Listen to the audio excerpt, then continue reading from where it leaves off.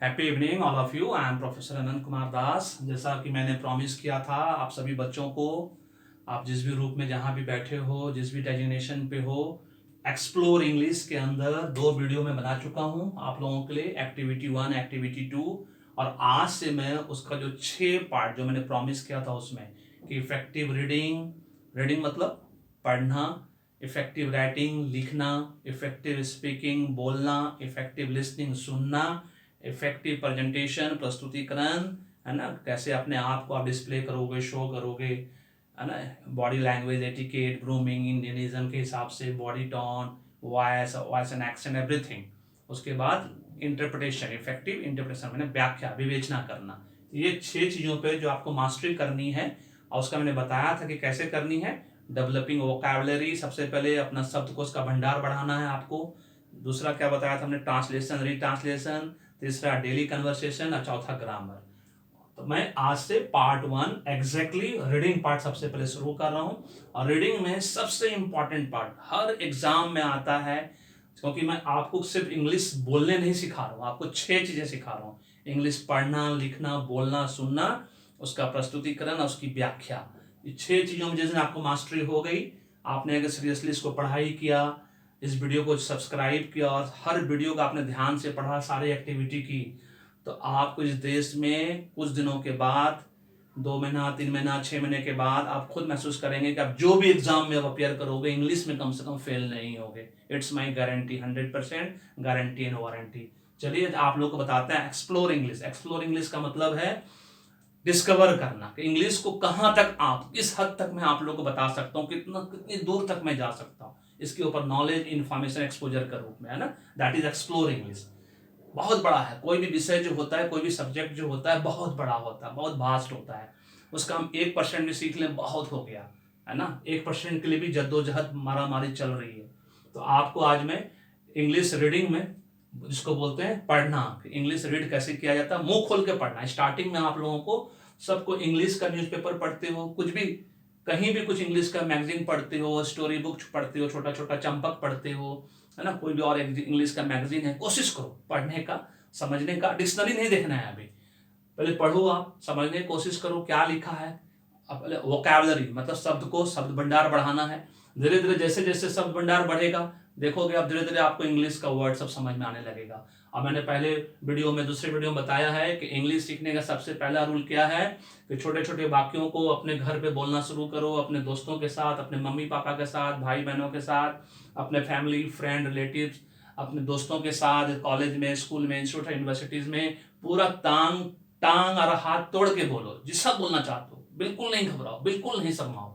और जो हंसता है उसको डबल हंसो, वो हंसने वालों का हंसी बंद हो जाएगी। जिस दिन आप सीख जाओगे उस दिन हंसने वालों की हंसी बंद हो जाएगी। इंग्लिश सीखने का सिंपल ये रूल है कि जिस तरह मातृभाषा को आप दिन भर यूज करते रहते हो, उसी तरह सब इंग्लिश को भी बोलते हैं ना, इट ड्रिंक, स्लीप ड्रिंक, है ना।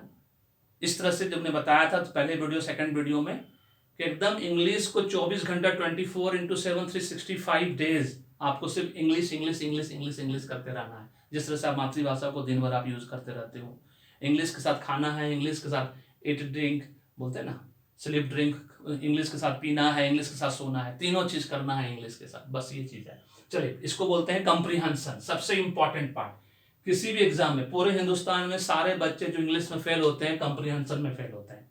कंप्रीहेंशन का मतलब होता है अंडरस्टैंडिंग, कि इंग्लिश में जो ये पैसेज दिया हुआ है यहाँ से यहाँ तक, इसको पढ़ कर इसका मीनिंग समझना, और उसके बेस पे जो क्वेश्चन दिया रहता है, मल्टीपल चॉइस क्वेश्चन, 4 ऑप्शंस के साथ, केबीसी की तरह, कौन बनेगा करोड़पति की तरह, उस ऑप्शंस को समझना और उसके बाद उसका आंसर करना लिमिटेड टाइम में। क्योंकि कंप्रीहेंशन जब भी किसी एग्जाम में आता है, यहाँ तक चपरासी एग्जाम में भी कंप्रीहेंशन आता है, 2 कंप्रीहेंशन पूछते हैं, उस पर 25 मार्क्स का होता है, उसमें से 15 मार्क्स का कंप्रीहेंशन होता है। कंप्रीहेंशन में जो फेल हो गया वो फेल हो जाता है इंग्लिश में। इंग्लिश का सबसे बड़ा दुविधा यही है, प्रॉब्लम ये है, कंप्रीहेंशन को ही चेक किया जाता सबसे पहले किसी भी एग्जाम में, और इसमें फेल तो आप फेल हो गए। कितना भी अच्छा अंग्रेजी आप जानते हो, कितना भी अच्छा मैथ्स में अच्छे हो, रीजनिंग में अच्छे हो, कंप्रीहेंशन में फेल हो गए तो फेल हो गए। चलो बताता हूँ कि इंग्लिश में मैंने क्या लिखा है, हिंदी मीनिंग के साथ बताऊंगा, उसको समझना है पैसेज को।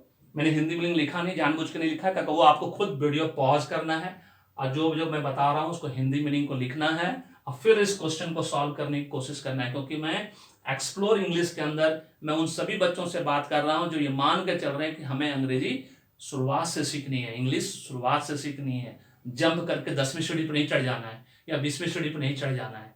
एकदम शुरुआत से सीखिए। देखिए आप कुछ दिनों के बाद आपको खुद महसूस होगा कि आपके इंग्लिश में पकड़ कितनी अच्छी हो गई। ठीक है, चलो पैसेज 1 इसको मैं पढ़ता हूँ इंग्लिश में, उसका फिर हिंदी मीनिंग बताऊंगा और फिर आपको बताऊंगा कि क्वेश्चन कैसे सॉल्व करना है 1 बाय 1, क्योंकि अंडरस्टैंडिंग, कंप्रिहेंशन का मतलब अंडरस्टैंडिंग। तो आपने इसको 5 लाइन को समझ लिया तभी ये क्वेश्चन बनेगा। कंप्रिहेंशन बनाने का पहला रूल क्या है, एग्जाम में भी सबसे पहले जो क्वेश्चन दिया है कंप्रिहेंशन के बाद पहले उस क्वेश्चन को पढ़ो, उसका ऑप्शन पढ़ लो। और क्वेश्चन नंबर 1 में 4 ऑप्शन दिया है, कंप्रिहेंशन का पैरा पढ़ो, 2 पैरा पढ़ो, फिर क्वेश्चन नंबर 1 पढ़ो। देखो उस क्वेश्चन नंबर 1 में से कोई भी उस पैरा में से है, पैराग्राफ में कुछ दिया है, फिर और बढ़ो आगे क्वेश्चन नंबर 2 पढ़ो, देखो उसमें कुछ दिया है। इस तरह से पढ़ोगे तो ये प्रैक्टिस की बात है, धीरे धीरे धीरे धीरे करके बहुत सारी चीजें आपको प्रैक्टिस में आएगी। अभी स्टार्टिंग में 25 लेसन तक, अभी लेसन 1 है, 6 का 6 पार्ट का सबका अलग अलग लेसन बनेगा। रीडिंग में हो सकता है 100 लेसन बने, है ना, उसी तरह से राइटिंग में भी 100 लेसन बने।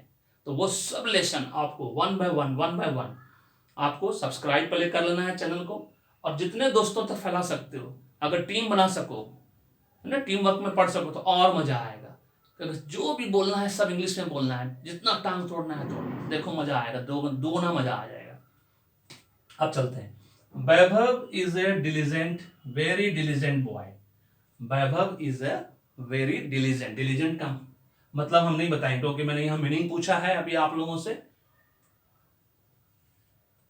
या मैं हिंट दे दूं कि Vaibhav is a very diligent boy. Diligent का मतलब होता है मेहनती बॉय। ठीक है, वैभव इज ए वेरी मेहनती boy who is studying in class 2। Vaibhav नाम का एक लड़का है जो बहुत मेहनती है, जो अभी क्लास 2 में पढ़ रहा है। इसका ये मीनिंग हो गया। ठीक है, वीडियो को इसको पढ़ने के बाद जब मेरी बात यहाँ खत्म होगी, उसको रोक के उसका हिंदी मीनिंग लिख लेना है, पर इसका सबका जो मैं बताऊंगा आंसर उस सबको फिर ऐसे टिक करके पढ़ना है एक एक करके। But he is scared of, यहाँ पे एक अंडरलाइन वर्ड है, जो अंडरलाइन वर्ड है उसका मीनिंग भी बताना है, जो क्वेश्चन नंबर 1 में है, find out the underline word का मीनिंग बताना है। Scared of horror movies. Vaibhav जो है एक बहुत ही मेहनती लड़का है जो अभी क्लास 2 में पढ़ रहा है, वो हॉरर मूवी, हॉरर मतलब क्या होता है, बुताहा पिक्चर, बुताहा पिक्चर देख के डरता है। स्केर्ड मतलब भयभीत होना, डरना, डरता है। But at the same time he really enjoy, फिर एंजॉय अंडरलाइन है, ऑल स्पोर्ट्स। लेकिन डरने के बावजूद क्या है, वो सारा स्पोर्ट्स एंजॉय करता है, लेकिन वो स्पोर्ट्स एंजॉय करता है, खेलकूद बहुत पसंद है उसको। एंजॉय करना मतलब पसंद है उसको, लेकिन ओनली एट होम, सिर्फ घर पर, मतलब जो घर पर है खेलकूद में वो इंडोर गेम बहुत पसंद करता है, आउटडोर गेम वो, बट नॉट एट स्कूल। उसको स्कूल में स्पोर्ट्स पसंद नहीं है, मतलब स्कूल में खेलना, स्पोर्ट्स जो है, खेलकूद जो है उसको पसंद नहीं है। ही इज वीक, फिर से ये अंडरलाइन वर्ड, वीक मतलब कमजोर इन हिंदी, वो हिंदी में कमजोर है, लेकिन एक्सीलेंट मतलब अच्छा है इंग्लिश और मैथ में। ये है पूरा कंप्रीहेंशन का पैसेज। फिर से मैं रिपीट कर दूं, Vaibhav is a very diligent boy. Vaibhav एक मेहनती लड़का है, who is studying in class 2, जो कि क्लास 2 में पढ़ता है। But he is scared of, लेकिन वो भयभीत है, होता है इंग्लिश मूवी देख के, horror movies. But at the same time, लेकिन he really enjoy all sports, लेकिन वो सभी स्पोर्ट्स को एंजॉय करता है, खेलकूद को बहुत पसंद करता है, लेकिन सिर्फ घर पर, नॉट एट द स्कूल, उसको स्कूल में खेले जाने वाला स्पोर्ट्स पसंद नहीं है। He is weak in Hindi, वो हिंदी में कमजोर है, लेकिन बहुत अच्छा है इंग्लिश एंड मैथ में। ये सिंपल कंप्रीहेंशन पैसेज है 5 लाइन का। कंप्रीहेंशन मतलब अंडरस्टैंडिंग, टू अंडरस्टैंड, कंप्रीहेंड मतलब टू अंडरस्टैंड। अगर आप समझोगे, कम्युनिकेशन, कम्युनिकेशन क्या होता है, अंडरस्टैंडिंग एंड फीडबैक। जब समझोगे तभी उसको आंसर कर पाओगे, जब इसको समझोगे तभी ये 5-6 क्वेश्चन जो भी दिया है मैंने उसका आंसर कर पाओगे। पहला क्वेश्चन का आंसर, सबसे पहले अंडरलाइन वर्ड का सारा हमको मीनिंग बताना है, इससे आपकी वोकैबुलरी इंक्रीज होगी, आपका शब्दकोश बढ़ेगा ना, शब्द भंडार बढ़ेगा। डिलीजेंट, डिलीजेंट का मतलब क्या होता है, डिलीजेंट भी बोलते हैं इसको, डिलीजेंट भी बोलते हैं इसको, है ना। हम इंडियंस पहले ही बता चुका हूं, बहुत स्मार्ट होते हैं, कट कॉपी पेस्ट में हम अपना प्रोनाउंसिएशन खुद डिसाइड करते हैं कि हमको क्या उच्चारण करना है। ठीक है, डिलीजेंट, डिलीजेंट का मतलब होता है हार्ड वर्किंग। ठीक है, इंडस्ट्रियस भी बोलते हैं इसको, तो ये वोकैबुलरी बढ़ा आपका। हॉरर, हॉरर मतलब क्या, डरावना मूवी, ठीक है। स्केयर्ड, स्केयर्ड मतलब भयभीत, याद रहेगा। एक एक करके वीडियो पॉज करके उसका मीनिंग लिखते जाना। डिलीजेंट मतलब हार्ड वर्किंग, मतलब मेहनती लड़का। हॉरर मतलब डरावना, डरावनी मूवी जिसको बोलते हैं हॉरर मूवी। स्केयर्ड मतलब भयभीत, भयभीत, ठीक है। एंजॉय, एंजॉय मतलब पसंद, लाइक करना, पसंद करना, एंजॉय है। वीक, वीक मतलब कमजोर। यहाँ पे ये वीक का मतलब होता है कमजोर, WEAK, और यही चीज DWEEK हो जाएगा तो वीक मतलब सत्ता, ठीक है। दोनों का डिफरेंस पता चल गया। एक्सलेंट, एक्सलेंट मतलब बहुत अच्छा। तो ये आपको 3 3 6 मीनिंग पता चल गया। आपके शब्दकोश में आज 6 मीनिंग आ गए। अब इसी 6 मीनिंग का आप सिनोनिम्स ढूंढना, समानार्थक शब्द ढूंढना, तो आपका और 6 मीनिंग आपका बढ़ेगा। समानार्थक ढूंढोगे तो क्या होगा, समानार्थक सिनोनिम्स पता करोगे, फिर उसका एंटोनिम्स पता करना। तो 6 + 6 + 6 18 वर्ड आपका वोकैबुलरी पड़ जाएगा। वो सब बाद में आएंगे सिनोनिम्स एंटोनिम्स में, है ना। पहले आप स्मॉल, हम स्टार्टिंग से कर रहे हैं इसलिए अभी सिनोनिम्स एंटोनिम्स पे हम नहीं आएंगे, बाद में आएंगे। फिर question number 2, Vaibhav is scared of. Vaibhav किस चीज से भयभीत है, यहाँ क्या लिखा है, पढ़ो फिर से, कॉम्प्रिहेंशन पढ़ो। Vaibhav is scared of horror movies. तो यहाँ पे मूवीज दिया हुआ है, आपको यहाँ हॉरर डालना है, ठीक है, क्लियर है। अब question number 3, Vaibhav enjoy sports at school, true और फॉल्स। इस कॉम्प्रिहेंशन पैसेज को पढ़ो। मैंने जैसा पहले कहा कि अगले बार से ध्यान रखना कि सबसे पहले क्वेश्चन पढ़ना है। अगर उसका ऑप्शन, मैंने जानबूझ के ऑप्शन नहीं दिया 4 ऑप्शन, क्योंकि ऑप्शन देने से आदमी कमजोर हो जाता है। ऑप्शन वाला बाद में देंगे, जब बहुत हार्ड हार्ड देंगे, जब एडवांस लेवल पर जाएंगे तब ऑप्शन देंगे, जो कि आपको चूज करने में आसानी होगी। अभी एकदम सिंपल सिंपल है, जो कि आप समझ सकते हो। एक बार हिंदी समझ में आ गई तो आपको ये ऑप्शन भी समझ में आ जाएगा क्या क्वेश्चन है। यहाँ लिखा है Vaibhav enjoy sports at school. यहाँ लिखा हुआ है Vaibhav enjoy sports only at home but not at school. इसका मतलब ये स्टेटमेंट फॉल्स है, उसको स्कूल में पसंद नहीं है, उसको घर पे पसंद है, तो ये फॉल्स है इसका answer. Question number 4, Vaibhav is weak in English and math. Vaibhav कमजोर किस सब्जेक्ट में है, यहाँ लिखा है he is weak in Hindi. इसका मतलब इंग्लिश एंड मैथ लिखा है, इसका मतलब ये गलत है, वो हिंदी में कमजोर है, इंग्लिश और मैथ में वो बहुत अच्छा है, एक्सेलेंट है। Vaibhav really enjoy sports, enjoy all sports, है ना। इसका मतलब ये ट्रू स्टेटमेंट है, यस उसको स्पोर्ट्स बहुत पसंद है, ठीक है। क्या कि यहाँ पे हमने घर और स्कूल नहीं लिखा, खाली स्पोर्ट्स लिखा था, यस उसको स्पोर्ट्स बहुत पसंद है। और लास्ट क्वेश्चन है कि Vaibhav is weak in Hindi. यहाँ लिखा है कि Vaibhav is weak in Hindi, इसका मतलब ये स्टेटमेंट सही है, ट्रू है। तो इस तरह से हमने आज इफेक्टिव रीडिंग पे लेसन 1 कंप्रीहेंशन पार्ट को आज हमने बनाया, और कंप्रीहेंशन पे हम 100 से ज्यादा एक्सरसाइज करेंगे।